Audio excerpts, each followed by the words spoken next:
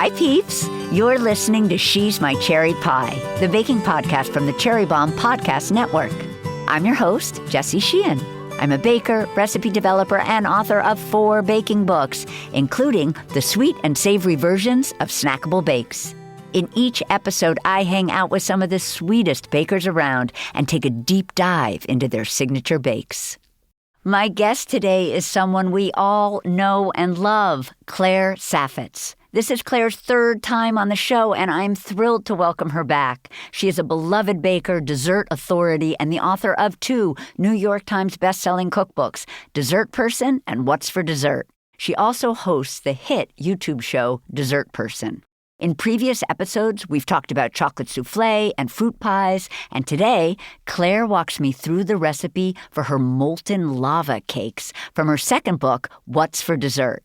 It's a decadent dessert that's deceptively simple, and I loved learning about why she uses olive oil in the cakes instead of butter. Spoiler alert, it's for flavor and ensures that your filling will be wonderfully molten.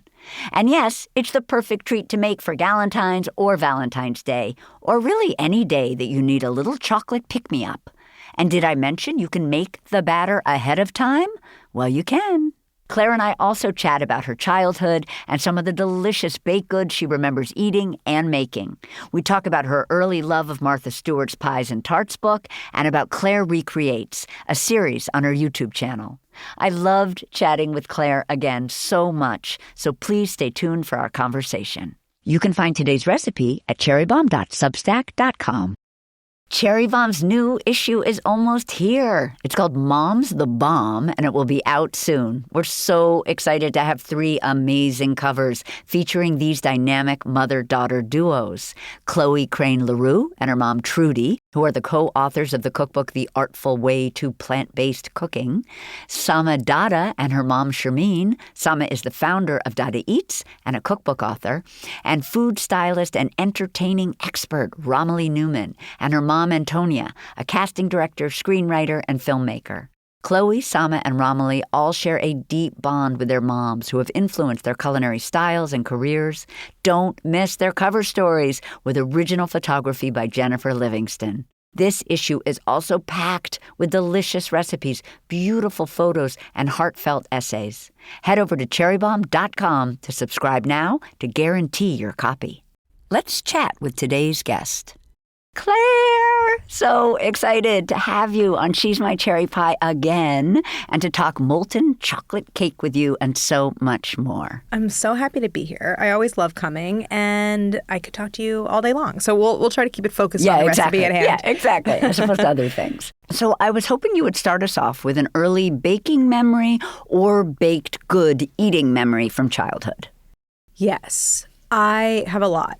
I mean, I think like a lot of people, my own early baking memories are box mixes, the brownies, or like a cake recipe, the funfetti. It's like, I can't remember which. It's like Duncan Hines or whatever it is makes the funfetti trademark. Stuff like that when I was maybe like, a young adolescent or preteen. My earliest memory of making something by myself was making lemon curd, actually. Wow, and I was like home alone. And I think I had been watching an episode of Martha Bakes or something. I loved Martha Bakes. Martha Bakes is so good. It was so good. Like the best.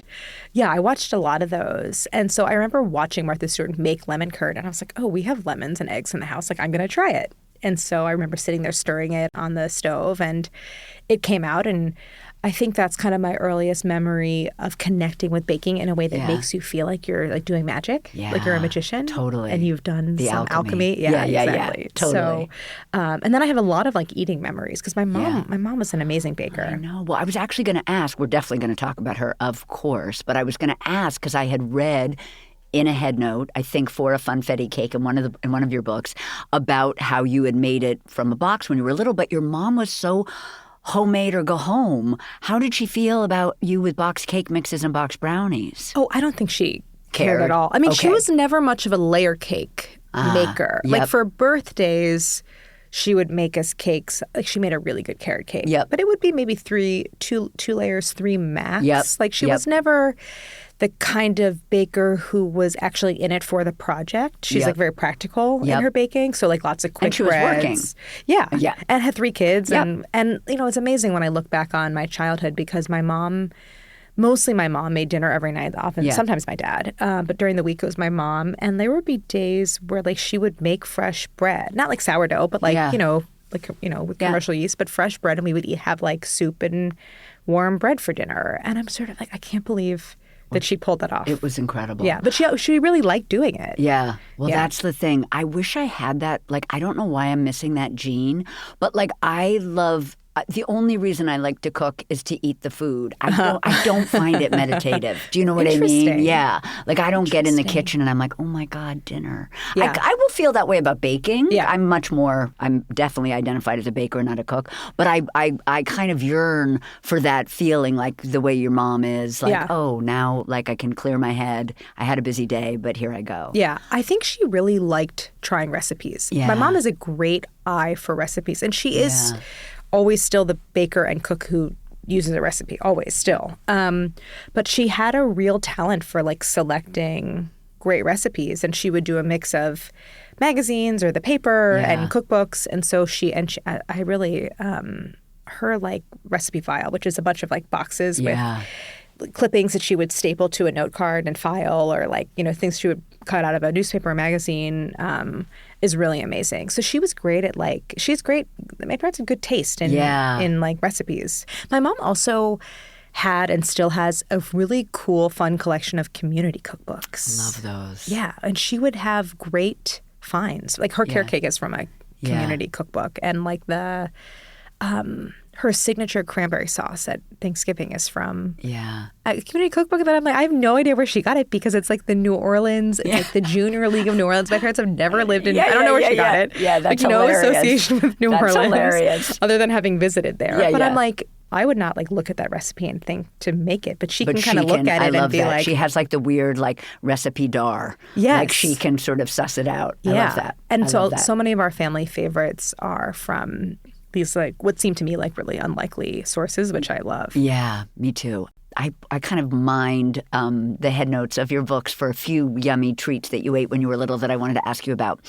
St. Louis Bread Company, there were like muffies, which is a hilarious little word. Muffy, it like sounds almost kinky. And cherry and cheese Danish. Tell us about the bread company. Oh my gosh. Was this like after school? I can't remember. Yes. Yeah. The St. Louis Bread Company was in walking distance of my house. And so we used to go and like get ourselves, my friends and I, my sister and I, get ourselves snacks. And I remember the muffies, which they baked, I'm sure, in some special pan, but it was just like muffin exactly tops. as it sounds. Yeah. But it's not like they cut it off. They just baked it flat. Love. And they had like a banana nut one that was really good, a blueberry one, and like these delicious cheese Danishes that were, you know, I think it was only cherry was like the one they had. Yeah.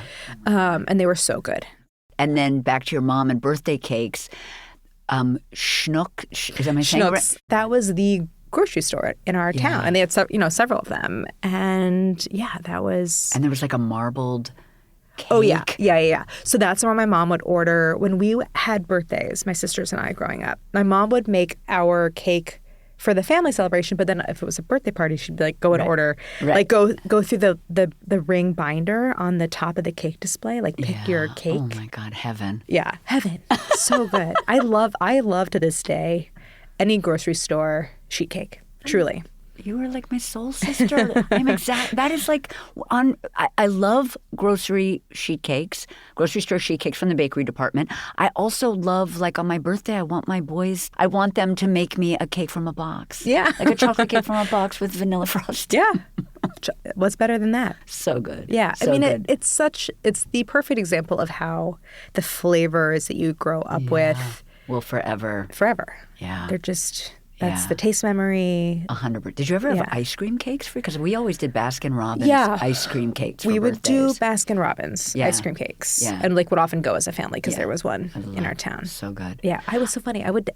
Something I hadn't thought of in so long was when I was really little, I used to get the remember there was a bubblegum flavor? Yes, there was. I can with picture gum in it. Yes. Which is like double treat. Like, well, I was thinking of it recently because Julian, our almost toddler, had an ear infection and he had like bubblegum flavored amoxicillin, and like the smell brought you back to Baskin Robbins. I hadn't thought of the Baskin Robbins bubblegum cake in bubblegum ice cream in so long. Honey, that's hilarious. Yeah. I love like the sense memory, like earache, Yeah, or special treat of Baskin Robbins. Well, I was like, wow, they really know what they're doing with this antibiotic because he loved it. Let's take a quick break and we'll be right back.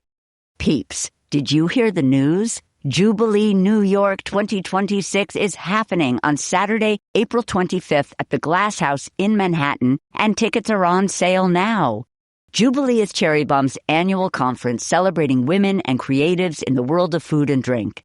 It'll be a beautiful day of connection and community, plus delicious bites and sips. You'll meet other thoughtful food folks and be inspired by the featured speakers, panelists, and more. I had such a great time at last year's event, and I know this year's will somehow be bigger and better. Tickets are on sale now at cherrybomb.com. If you're an official Bomb Squad member or a paid Substack subscriber, be sure to use your discount code at checkout. You can find it in your inbox or on our Substack website. Head to cherrybomb.com for all the details. I hope to see you there. Now back to our guest.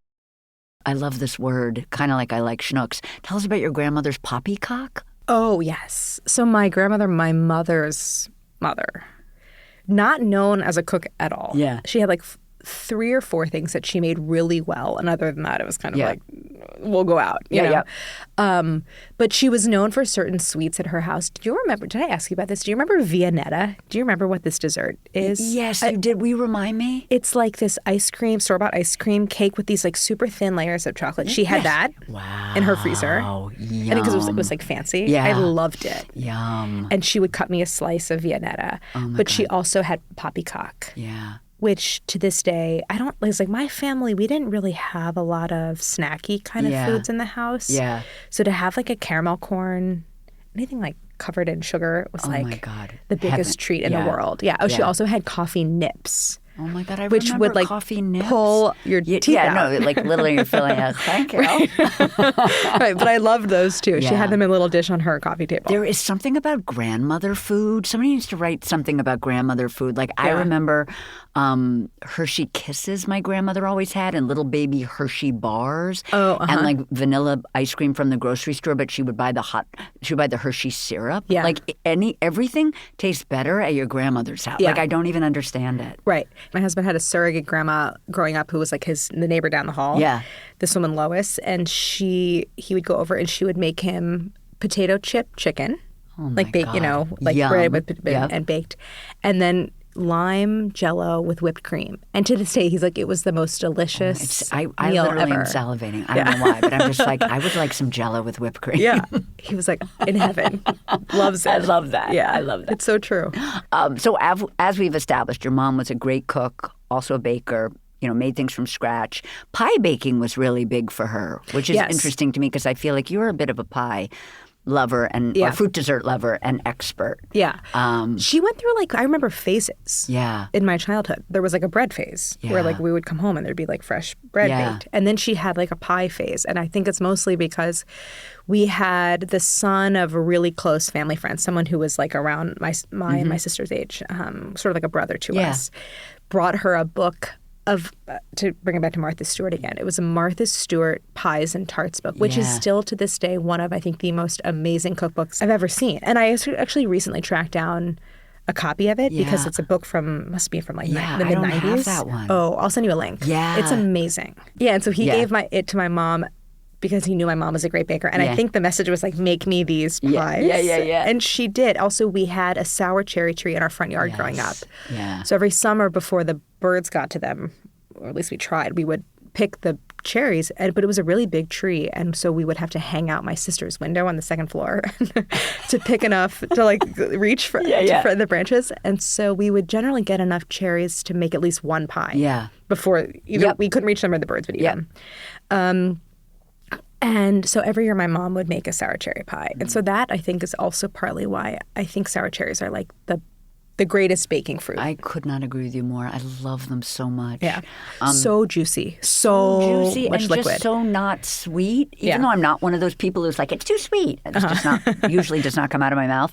I do love what some sugar plus sour cherries does to a crisp filling or a pie. Yeah. Incredible. Yeah.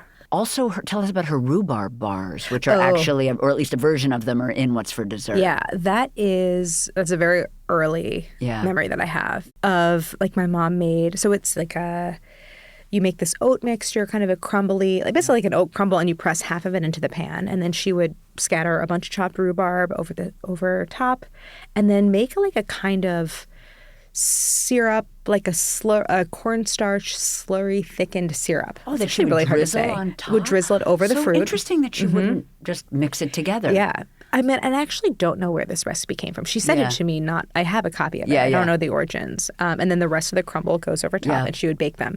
And I think now we both look back on that recipe and we're like, there's so much, it's so sweet. Yeah. Like it really. You could pull back. You could pull back. You could probably cut it in half and then we would like it now. But as a kid, I remember thinking it was the most delicious thing I'd ever eaten because also like they would be warm. And it was the kind of thing where I would like cut a little piece and then eat it and then come back and cut a little piece. It was like you can't stop. Like you can't stop. The best counter cake or counter bar. Yes. This is interesting. I learned like she would make blintzes as a kid with her mom, who you said was not a great cook, but was this one of your grandmother's signature dishes? Blintzes was one of her things. She would also make kasha and bow ties, was like another one of her, which only my dad liked. That was another. I kind of want that right now. That was another one of her signatures. But yeah, blintzes, she was known for like manning 2 skillets at a time. Wow. And what's great about blintz is like the little, it's basically like an eggy crepe, is that you only really cook it on one side. Ah, so it's there's no flipping. No flipping. Yeah. So she would cook the 2 skillets at a time, and she would turn the skillet over and bang the crepe out on the counter. Yep. And my mom would fill it. Yep. And then they would pack them. Oh, so the cooked side is actually the inside, and then the outside. Because then you brown the outside. Yeah. When you cook it, right? When you do it. Yeah. And so they would make like big batches and freeze them in shoe boxes in wax paper. How much do you love that? Yeah. Like, I don't even like blintzes that much, but I'm like, I want one in a shoebox with some wax paper. But like Nordstrom's and like fancy old-fashioned handwriting in the box, which was like shoes from Nordstrom. And then you alluded to these before, but I did want to ask you about them, her recipe box. Yeah. Should I picture several, or is there one major box with things clipped inside? No, several. So she has, I don't know what their original purpose was. I almost picture like a card catalog box. Yeah. Not a shoebox, but like something a little longer and narrower and not as deep. Yeah. It like literally like you would file note cards in them or something. I don't know. I'll have to ask her like, what actually is this box? Like a sturdy cardboard, kind of covered with paper. And she has little dividers where, of category. It'll be like appetizer and, pastas and whatever desserts. And they're like pretty well organized. And she would just, a lot of it's handwritten, a lot of it's like, she would, like I said, like take the little clipping and staple it to a note card. So she had like something sturdy to file. There might be 3 of them. 3 of those boxes. Claire. I feel like that is gone. Nobody does that. Everything is either on digital. The internet. Yeah, it's all digital. It's fair to say you grew up in a household that loves food. Mm-hmm. Were your older sisters really into it too? Or more you and your parents? More my parents. My sisters, and both my sisters are good cooks. Yeah. But it's not like I think for us, we absorbed it and it became kind of part of our, I guess in a sense, our value system. Yeah. But for them, they didn't have it like I did, where it was like, this is all I really want to be doing. Yeah, so cool. I think everyone loves the like menu planning. Yeah. And imagining. Like in our family, the joke is like we always plan the next meal at the current meal. Yep. When we're sitting down to eat, it's like, what are we gonna eat tomorrow? So we all love that. We all love the idea of like building a meal. Some of us like the actual part of being in the kitchen more than others. Yes, I love. I'm going to be with your sister who likes to plan, and then we'll like have a glass of wine while you guys cook. Execute, someone else execute. That's great. Yeah. And I love this. Like you ate family dinner every night. Mm-hmm. You ate dessert every night. Maybe not like an actual course, but there you were offered a sweet if you wanted it. Yeah, it was like help yourself. There's always ice cream in the freezer. Help yourself, at 9 p.m. You talk about how, and I think this is so true, I was raised like this too, just like a comfort and an easiness with food is so good for young people to grow up with, and not this rule about no sugar in this house, or maybe on Saturday. I mean, my brother and I ate sweets whenever we wanted, basically-ish, and kind of gives you nice balance later in life. Yeah, I think especially considering that we grew up in the 90s, my sisters and I, it was like such a time of vilification around fat and dieting. Just diet culture was so pervasive. I think we were lucky that we had positive relationships with food modeled for us. It wasn't something that was so contentious or stressful. It was sort of like you eat what you want to eat. We didn't have a lot of snack food growing up, which I think is a big plus. Yes. I was going to say you eat real food. It's not like we didn't melt grated cheese on tortillas and roll them up and eat them. Like that we did eat that. But food was not something to be battled. So that was, I'm really grateful for that, because I know a lot of people who grew up with a much more stressful relationship modeled around food. Of course. It's so, you'll never totally undo the wiring. Nope. Could not agree with you more. Yeah. I also love this, that your dad was a cook too. And I love that he was really good at breakfast, but when he was cooking breakfast, you were often eating the leftovers from yesterday's dinner in the refrigerator. My middle sister loved breakfast. Would often be the one being like, I'm going to make myself scrambled eggs while the rest of you eat dinner. And I was the opposite. I was like, I want the savory, I want the leftover spaghetti, basically.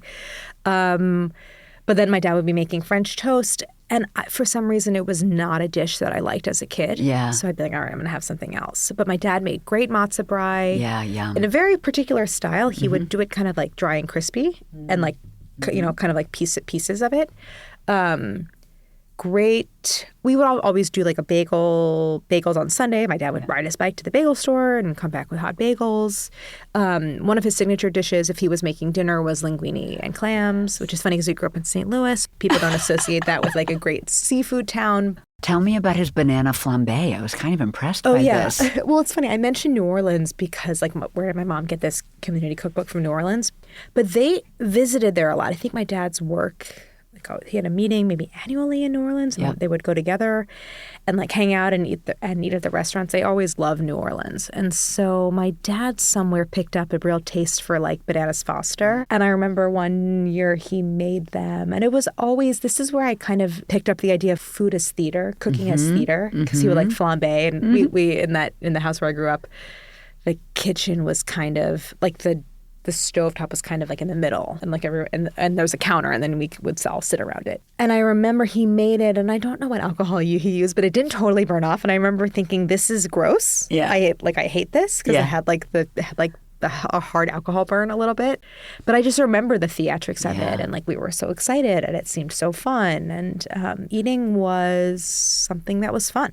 I thought this was interesting. I know, and I remember this from chatting with you before. Like on most nights, you weren't going to be helping your mom necessarily because you were studious and you were doing your homework. But on the weekends, you might help her with like a project bake. Is that accurate? I'm trying to think. It was almost more like she would help me.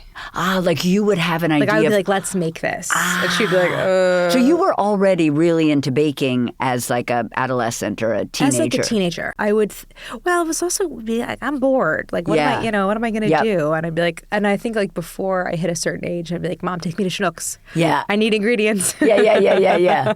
And she was sort of like, And like my mom would get copies of Martha Stewart Living, and I would read them, and I would get ideas of stuff to make that sounded really fun. I remember, and it often straddled the line between craft and baking project, because I like loved crafts. So I remember one year when we didn't celebrate Easter, but I remember one year we got the Martha Stewart Living Easter issue. And it was about how to make chocolate eggs. And I was like, I want to make, this sounds so fun. And it's like out of real eggs. So you take the egg, you poke 2 holes with a pin, and you blow the egg out, and then you have to temper chocolate. And my mom had a marble slab for making pastry. I was going to like temper it by, I had no idea. I had even... You were so ambitious. So ambitious. But the ambition that can only come from being so clueless. That like you don't even understand what you're attempting. And I think my mom was kind of like, this seems like a huge waste of chocolate, which is expensive, and like, what are you doing? But I was like, I'm going to try it. Yeah. And it definitely did not work. Was there food TV? Like, I remember watching like a lot of Ming Tsai. Yep. I mean, obviously Julia Child and Jacques Pepin and on early Food Network, I remember Two Fat Ladies on Food Network? Yeah. Just like the most charming, hilarious. Awesome. So much fun to watch. Stuff like that I just loved. I love that. I read that you say that like you still, I think today, get inspiration sort of from pastry chefs and cookbooks from the 80s and 90s. And it made me think, and you mentioned Flo Breaker, like maybe because of your mom's, like she would have had those books in the house in those years when you were growing up. And I think that's when my consciousness started, especially in the 90s, of food media, and recipes. Like and how it all fits together a little bit. It was sort of then that it formed my idea of what's fancy that I kind of liked. So now, so there's something that I can instantly kind of identify and feels familiar when I look at recipes from pastry chefs from that era. Like Karen Damasco or Emily Lucchetti. Stuff like that where it's like it feels extra special because it just feels like something that would have been so fancy in my childhood. I loved learning that like when you were in college, your parents ended up leaving St. Louis, moving to Boston. So you could go to their apartment on the weekends and bake. And like that was something that was like how you would spend your weekends during college. Right. I remember my freshman year, I think I called my mom on a Saturday and I was like, I'm hosting a study break. I need to come home and make 2 apple pies. And she was like, okay. And so I went home and I made 2 apple pies. I love that. And, I love that. And then went back. After college, you worked in France, general culinary program. You went to graduate school in early modern French culinary history, which we have discussed. So listeners, please go back and listen to the other fabulous episodes where Claire and I have chatted about all this. But I thought we would jump ahead to Bon Appetit and to the YouTube series that you hosted there, Gourmet Makes, which you're now doing a version of, which I love, Claire Recreates. So I thought this was so interesting. Well, first of all, tell us what Gourmet Makes was in case someone doesn't know. Yes.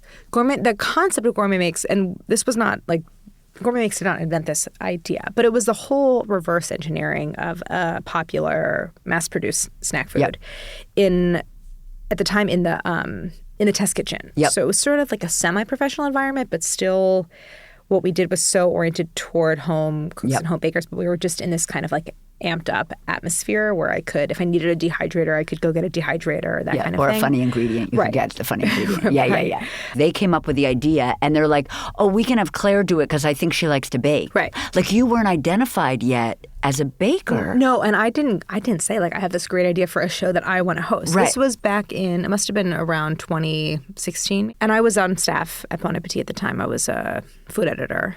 And so my normal job was recipe development and testing and some writing for the magazine, but mostly recipe development. But I had very much a normal editorial job. And then right around that time, Condé Nast Entertainment, which was the like video wing of the company, was developing ideas to start this whole video initiative for the company. And so the test kitchen became a natural focal point because of the big windows and the cool environment. And it is like a very unique thing to have this test kitchen.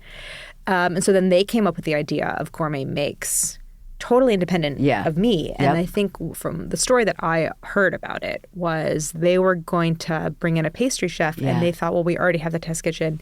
And at the time I had developed a little bit of a specialty around baking, even though in the test kitchen, at least when I was there, everyone did everything. It wasn't like only one person developed dessert recipes.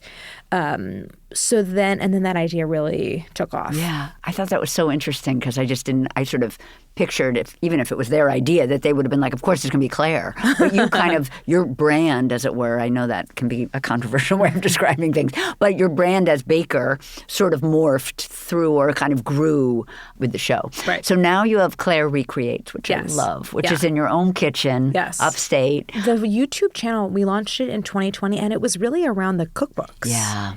It was so much about promoting the books and having another platform because I just loved being able to teach visually. And so that's how the YouTube channel started. And then a couple years in, it's like after you do 100 episodes, you're sort of like, what are we going to do to keep it interesting? Because I need to keep it interesting for myself. Yeah, of course. Even, as much as I need to keep it interesting for the viewer. It's kind of the same thing. Yeah. So Vince, who's my producer and like really runs the channel. So he was like, well, like that's such a popular concept still. People are still watching you, in those old episodes, like, let's bring it back. Yeah. And I liked the idea a lot because it had been 2 cookbooks and countless recipes and many years since I had done that concept. And I was like, I'm going to be a lot better at it now. Yeah. Because I'm so much more knowledgeable. Of course. I love that. Love. Also, just wanted to shout you out for 1 million subscribers on your YouTube channel. Oh, thanks. We're actually almost up to 1.5. That's amazing, honey. We're trying to bribe people. Yeah. To get us to Please subscribe. Get us to 1.5. And I loved watching the Whopper video. I love Whoppers. Pumpkin. Oh, me too. They're so good. And then the pumpkin hostess cupcakes. I really want you to do milk duds. Would you consider it? Yeah. I'd love to do milk duds. Because I thought That's you could go on a one. whole candy at the movie theater. That's a fun one. Yeah, right? Yeah, I think that would, yum. Talk about getting stuck in your teeth. Yeah. Like the coffee nips. Yeah. And I just had one question. I mean, I have 1 million, but one that I wanted to ask you about. Any swaps? Because it seems like you guys go all the way through and they just hang out while something, or do you sometimes have to make the thing beforehand? No, not in recreates. Because you can't, because the whole point is you're recreating it. If you've already done it once, it's going to be different. Yeah, I do have more rules about recreates personally now. It's like we devote one day to it, sometimes more than one. And really, because like in the original in Gourmet Makes, I would just like keep chipping away at it until I felt like I got it. And sometimes I just hit a wall and it was like after 4 days, we're just going to call it. So what I like about Claire Recreates is after a day, I either do it or I don't. And most of the time I do it or I achieve it on some level. But like there was an episode we did Kinder Bueno and it's like actually so hard. And I didn't, it was my first video back after having a baby. And I was like, it's 4 o'clock. Like I gotta wrap it up. Like I'm not gonna wait until 9 p.m. And even then, I don't think I would have done it. So there's more like guardrails around it in terms of my time. So even though I don't do swaps, if there is something that I need to do ahead of time, I will prep a little bit the day before. So if there's like a rest for something, I'll might prep it. But I don't. But there isn't like, here's my finished one that I already made. No, because then all of that amazing, like, oh my gosh, what just happened that you have on camera, which is so brilliant, would not be there because you would have already done it. Right. So I learned this when I was researching you, which I didn't even know, but you have another book coming. Oh, yes. And it's savory with some desserts. Yes. Savory with a lot of dessert. Oh, good. Yay. Yeah. Can you tell us a little bit about it? I loved reading, well, one thing you said, which I could really relate to, because the last baking book I wrote was a savory one. I loved reading that you're loving that you can work on the book during the day and feed it to your family at night. Yes. Like, it's hard to be a baker. Game changer. Yeah. I basically survived off of frozen dumplings on the second book because I was like, I'm going to make myself, I'm going to spend more time in the kitchen. So I love that recipe testing. Yeah. It's just so much more efficient to be able to eat the tests. And I love the way you've described it. It's driven by what you like to eat. Yeah. This book, I'm learning so much with this book. Yeah, I bet. Because, I spent so long kind of refining my taste level around baking recipes. What I think is a good dessert and a good dessert recipe. But this book is so much about the distinction between what you're eating and the making of it. And because there's certain recipes that I really like to make, but I don't like to eat as much. And then there's certain things that I like to eat that it's like not really much of a recipe to give. And so kind of learning what my taste level is around these kinds of savory recipes has been really interesting. And having so much confidence in my own taste level when it comes to like what is good? What is a good thing to eat? Yeah. So the book is very general cooking oriented. It's like breakfast, lunch, dinner, snacks, some kind of fun, entertaining stuff. But it's sort of, I imagine it as the kind of book that you can open anytime you have the question, like, what should I make? Yeah. Or really, what should I eat? Love. I cannot wait, Claire. Thanks. When? Like fall of 27? Yeah. Okay. Hopefully. I know. So stressful. Yeah. Turns out having a baby really well, great segue because you have a baby. Will you tell it? I mean, you and I were talking a little offline before we began, but hard with that work-life balance. Well, he's not even a baby anymore, which is so crazy. I know. But having 20-year-olds, your like 15-month-old sounds like a baby. Yeah. Well, he's very large. Is he walking? Oh, yeah. He was walking right before his first birthday. Oh, my gosh. So now he's like running. Yeah. And like we're running after him. Yeah.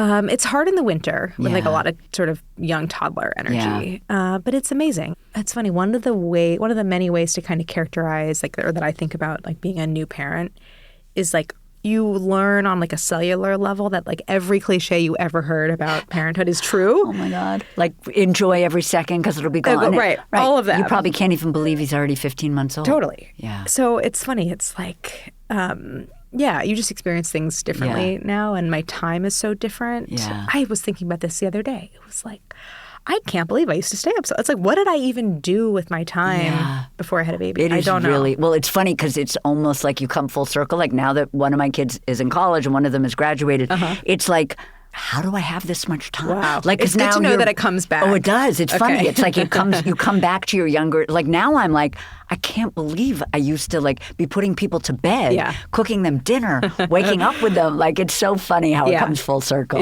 Yeah, and you experience time so differently, and you use it differently. Yeah. So has been a huge transition, but like we're so lucky and happy. Now, believe it or not, this is a recipe podcast, not a baby podcast. So now we're going to talk about molten chocolate cake.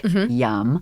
I love that you say and I kind of didn't realize this until I was really spending time with your recipe, but you say this is like, feels fancy like fine dining, but could not be easier. Yeah. Like literally 2-bowl dessert. Yeah, 2-bowl. And I think I say in the head, it's like a half step up from making brownies. That's exactly what I have written right here, which I also never thought. You say it's in a different ratios, but it's basically brownie ingredients. Yes.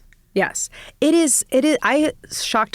I was also shocked when developing it how easy it is. Yeah. It is. I mean, I think actually the trickiest part of the recipe is just making sure you have the molds. That's really it. Because the batter is so straightforward. Yeah. And the release, I think, is scary, although you help us with that. And also you have this amazing addition, which we will talk about, but the olive oil instead of the butter, as you say, not only is a beautiful flavor, because chocolate and olive oil is really nice together, but it helps with that viscosity, the fluidity of the moltenness. Right. Like it's almost like a teeny bit of insurance. Yes, that's how I felt about it. And so the mixture, it is like a thick batter because you have so many eggs. It's a super eggy recipe. And so the eggs are an emulsifier. So when you add that fat, like it does thicken the batter just the way it thickens when you have butter. But I do think that when it's hot, which is that where you get that like fluid kind of like molten center. It is like a little bit more fluid with the oil. Plus the flavor. This is so obvious, but like basically we're baking these at 450. You're baking at a really high temp, and that is basically we cook the outside and not quite the inside. Yeah, the inside is raw batter. Yeah. Like that. So there are different types of molten chocolate cake. There are versions where it's basically batter with like a little ganache center. That you almost roll in a ball and you place inside. Yes, I have seen that. Yeah, and when I was developing the recipe, I knew I wanted a molten chocolate cake for the book because it is such a quick dessert. And in some ways, like if you're confident and you have the molds, it is a kind of, speaking of like cooking as theater, you really could pull this together and you're going to look like a total miracle worker because it is kind of, it feels fancy. Yeah. So when I was developing the recipe, I was sort of thinking like which molten chocolate cake do I want? And I really think for ease, this is the way to go. Yeah. But just know that you are eating essentially uncooked raw batter that has raw egg in it. But like it is what not a problem for me. I also did not know that this was like kind of like Jean-Georges kind of brought it to New York City, do we think? So I know the Jean-Georges origin story. I don't know if this is a thing that existed in France before. That. I imagine in some form or another it did. But everything that I read on the internet about the origins, like all point to Jean-Georges as the kind of, if not the originator, then at least the person that really, the chef that popularized it as a concept. Which makes sense. And now you can literally order it from Domino's. Honey, I watched you make it and saw you get the Domino delivery. It's so... I was going to ask you about that because I think that video was made a little while ago, and so I wasn't sure if Domino's was still doing that. Oh, I don't know. Yeah, but I think like Chili's... It's so has a version. Hilarious. Yeah. To watch you eat that. And then I think your camera guy, somebody like then grabs a piece of Domino's pizza. Like the whole ending is really funny. They threw in a pizza on top of the molten chocolate cake. Yeah. But that tells you that it can't be that hard. Right.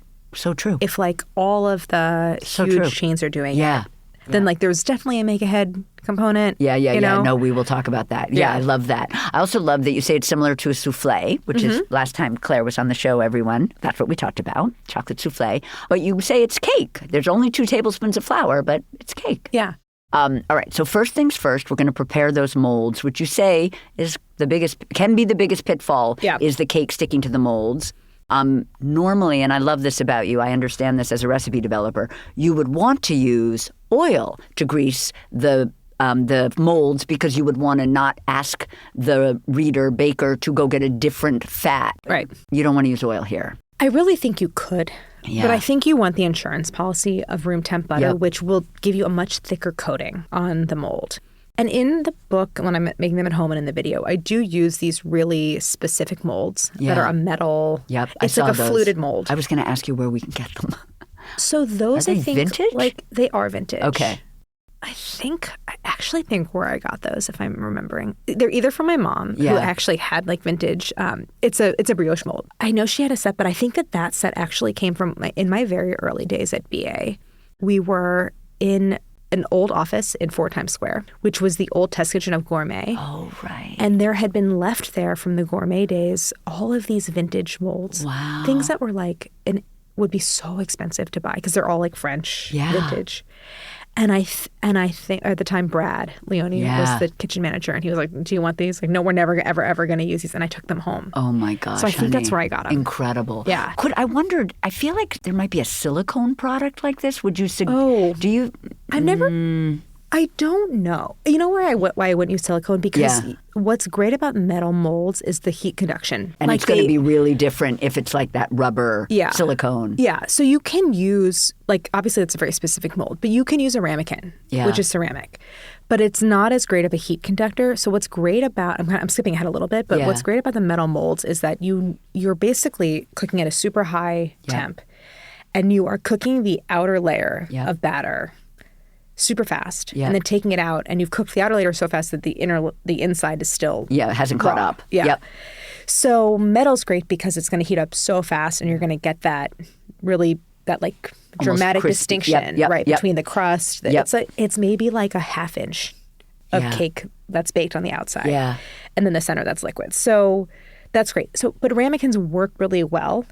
You'll just maybe have to bake it a minute longer, a hair longer, because it takes longer to heat up. You can also use those, like, remember, they're not that easy to find anymore, but those like little aluminum cups. Yes. Like disposable aluminum cups. Yeah, you can could almost use those. Mm-hmm. I was picturing like little bunt pans, although, that might almost be too big. It might be big. And it also might be, you don't want to add any more problems to trying to release, and sometimes they're too...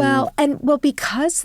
Yeah, that's actually what's tricky about the aluminum cups is there's like lip ridges, so you have to grease it really, really well. Yeah. But in a bunt, what ends up happening is because the batter in the center is so liquid, you don't have like the structure, so it might just like break apart. And the bottom, the cake might stay at the top of the bunt pan. Yeah. I think we have to stick to these 4-ounce metal brioche molds that Brad gave us for BA. Right. That's what you need if you want to make the recipe. I'm sure you could find ones on eBay. Yeah, and also or use ramekins. Yeah, totally. So we're gonna butter liberally, and then we're gonna dust the interiors with flour. We're gonna shake to coat all over, tap out the excess. Yeah. You also say we can use muffin tins. Yes, I tested it with muffin tins, and also. The recipe is technically dairy-free because there's besides the butter on the molds, I'm sure you could use like Baker's Joy. Yes, I have that as a note too, which is great to know, So we're going to heat our oven. Oven rack, you have, in the book it says in the upper third of the oven, but when you did the video you said maybe middle of the oven. Do you have a preference? Either way is fine. Okay, that's what I thought. It's just that sometimes when you bake these, you're getting heat conduction from the molds, but you're not getting that same heat conduction on the top because the top is exposed to the air and air doesn't conduct heat as well as the metal or the ceramic. So, but it doesn't matter. It's fine. So, and we're going to set the oven to 450. Then we're going to melt the chocolate. So we're going to fill a medium saucepan with about 1 inch of water. We'll bring that to a simmer over medium heat, reduce to maintain a gentle simmer. And then in a large heat-proof bowl, I just have to ask, do you have a favorite mixing bowl? What are you using? Are you using metal restaurant supply bowls? Yes. I like the Winco set, which is like a restaurant supply. It's like a thin aluminum bowl that nests. I like them because they're wide. But at home, I have a lot of glass, which I use because, like, when I'm doing filming the YouTube, you want to be able to see inside. Totally. I don't like them. I just like how lightweight the metal ones are. I know. Yeah, the glass is heavy. Yeah. So in a large heat-proof bowl, we're going to combine some extra virgin olive oil. Do you have a favorite brand? I have a favorite brand for like using it raw. Yeah. Like a salad. Yep.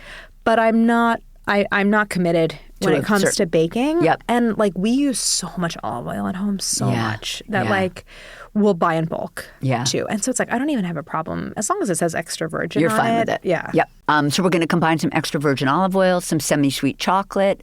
2 questions. Brand of chocolate, and also would you use bittersweet, or do you think that's a teeny bit too strong here? Well, I never know. I mean, I don't really make a distinction between semi and bitter because it's like it's all over the place. Yep. I just personally wouldn't go above 70% cacao because I just think it's a little bitter. But if you're like, I love the intensity of a super dark, like then you can. Yep. I'm sensitive to chocolate actually. I don't want it to be diluted in flavor, but I don't want it to be above 70 really. Yeah, no, it's just really strong. I actually love milk chocolate. Not that I would use it I love here, milk chocolate but too. I'm like, you can have a lot of... For eating, it's like I actually kind of only want to eat milk chocolate. 100%. Yeah. What about a brand for chocolate? Oh, I do. I like Guittard a lot. I just love the discs. We're going to set our bowl over our saucepan, taking care that the bottom of the bowl doesn't touch the water. And then we'll just stir occasionally with a heat-proof flexible spatula. Spatula brand? I don't know the brand, but I do like that food service one with the red handle. I was just going to say, that's a good one. Those are like, I see those, I'm like, bakery. If you're careful, I would say you could melt it in the microwave in a non-metal bowl. Because I'm a microwave girl. Yeah, me too. Yeah, I'm like, It's right there. All right, good to know. Yeah. Until melted, completely smooth, we'll remove the bowl from the heat. And then in a separate medium bowl with a handheld mixer, 2 queries. Do you have a brand of like I'm recently obsessed, Claire, with a cordless mixer. Ooh, honey, which one? You have got to get it. I don't know if I'm allowed to say this, but I did like a little love letter to it for the strategist, which will be published soon. What brand is it? KitchenAid. Honey, it is incredible. I hate the cord. The cord is so annoying, and not even. Also, for those of us that don't make video. I mean, I make videos and I don't want a cord, but it's this is the kind of thing where it's great. like, why did I go so long with the cord? I know. I'm sure. Do you ever use a stand mixer?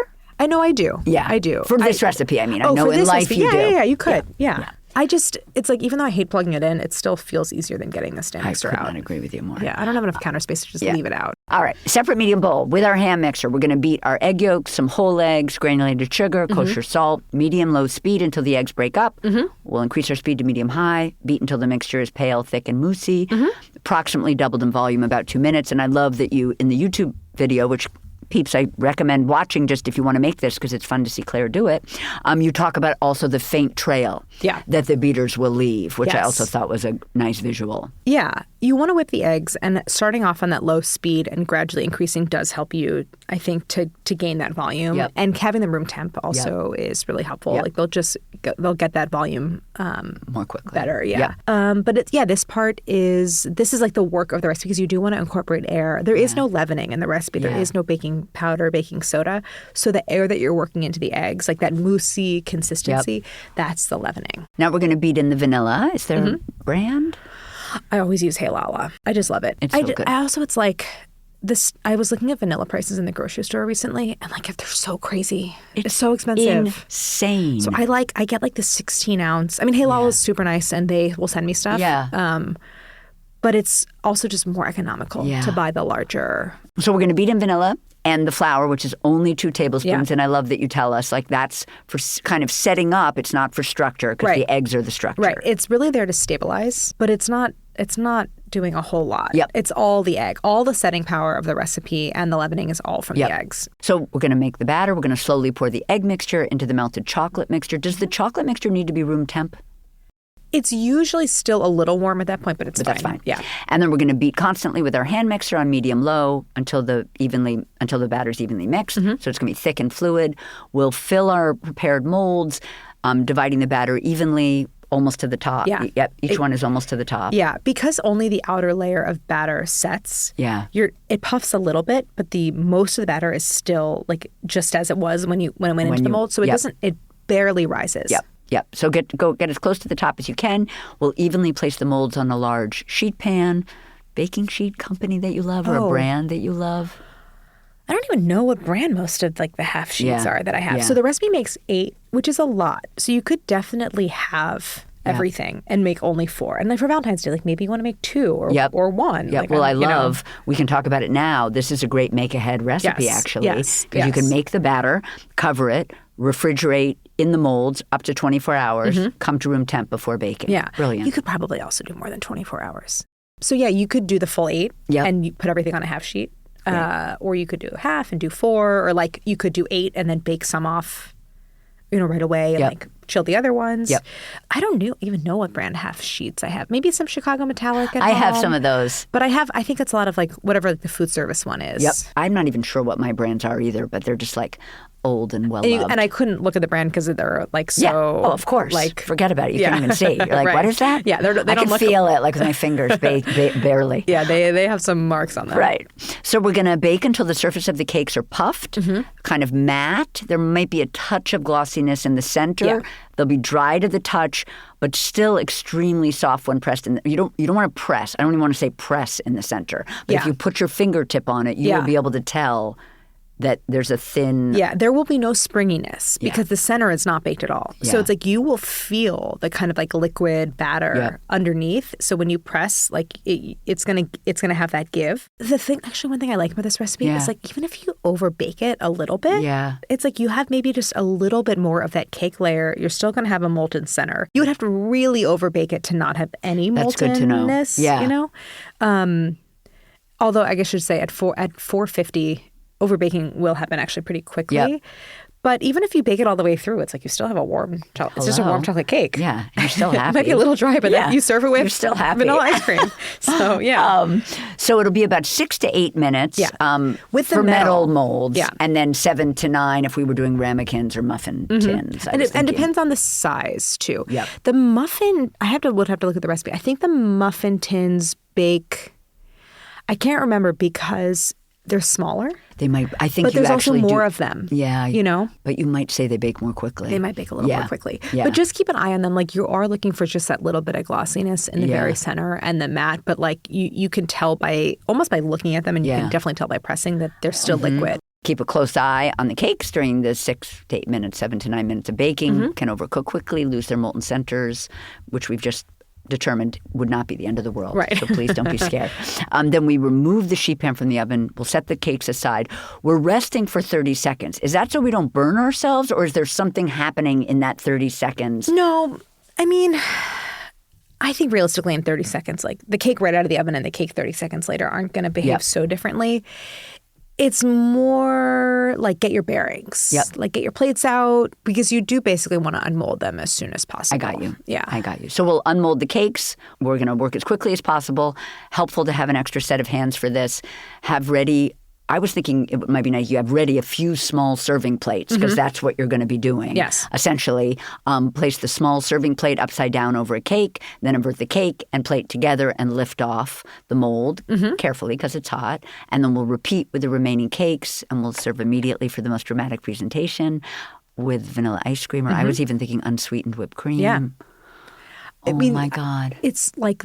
It's in my favorite category of dessert, which is like warm with cold, like temperature contrast. Yes, it's just the best. Yeah, you could also. I know that like olive oil drizzle on ice cream is kind of a thing, so and maybe even like a teeny bit of flaky sea salt. Yeah, you could give it some of that.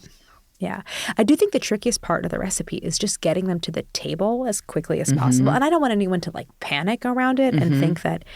If it's been more than 60 seconds, they've screwed it up. Right. It's fine. Right, It'll still be molten. Right. But you do want to just be as quick as possible without like making yourself crazy. So yeah, if you can get if you're trying to give this service to a crowd, if you can get someone to help you just invert all the molds and like be careful of burning your hands. Yep. Like, I think actually, I don't really like oven mitts, but this is one thing where an oven mitt is kind of nice to like, you can grab onto it. Yeah, easily. Yep. And then serve right away. So it's like you sort of need a plan for serving, but it is in a lot of ways like an a la minute dessert. 100%. And also I'm thinking that if you're making this, it's possible you're just making it for one person, your Valentine, but your Valentine can help you or your Galentine. But maybe you've made it for a few people anyway, so someone will be willing to come in and help you. Right. Yeah. Right. Into your kitchen. Yeah. Well, thank you so much for chatting with me today, it's so Claire. Fun. And I just want to say that you are and will always be my cherry pie. Oh, thanks, Jessie. I love coming and chatting, so thank you so much. You're so welcome. That's it for today's show. Don't forget to follow She's My Cherry Pie on Apple Podcasts, Spotify, or wherever you listen. And tell your pals about us. You can find today's recipe at cherrybomb.substack.com. She's My Cherry Pie is a production of the Cherry Bombe Podcast Network. Our producers are Carrie Diamond, Catherine Baker, and Jenna Sadu. Thank you so much for listening to She's My Cherry Pie, and happy baking!